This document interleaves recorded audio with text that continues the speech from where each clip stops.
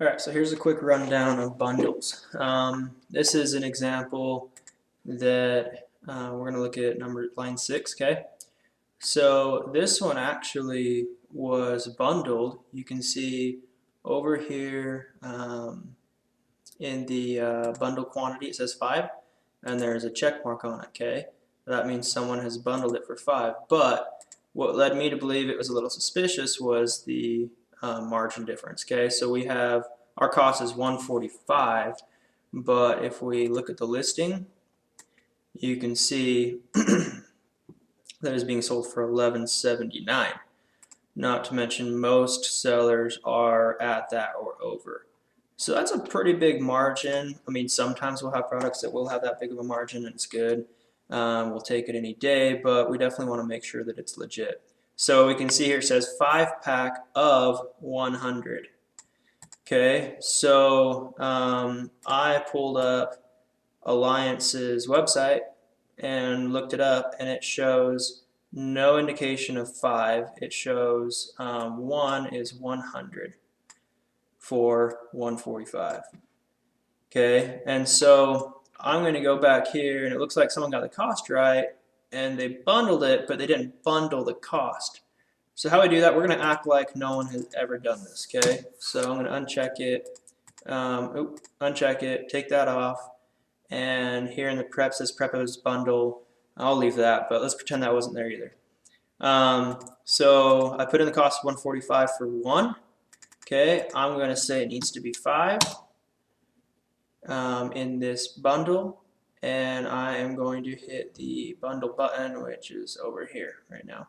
Okay, and watch the cost. It's going to go from 145 up. Bundle must be unchecked to multiply. It is unchecked. Let's try it again. There we go. Okay, 725 is going to be the new cost, and that makes sense. 725 selling for just over 11 bucks. That makes a lot more sense than $1.45 selling for over 11. And then you add a prep note. Now, if you're going to add a prep note and you notice it's a bundle, then you need to make sure that the cost is also updated. Whether you do it or whether you send it to someone else, don't just write prep as bundle and leave the cost unchecked, because that hurts us in a big way, especially if we're selling a lot of them and the margin is way off. So it needs to be checked all around.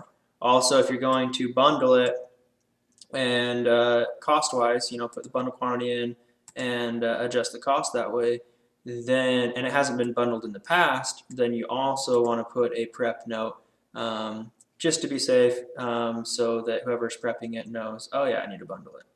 Okay, so all around, everything needs to be checked when it comes to bundles. Prep note, bundle quantity, and make sure that check mark is in place, because that basically indicates that this has been updated.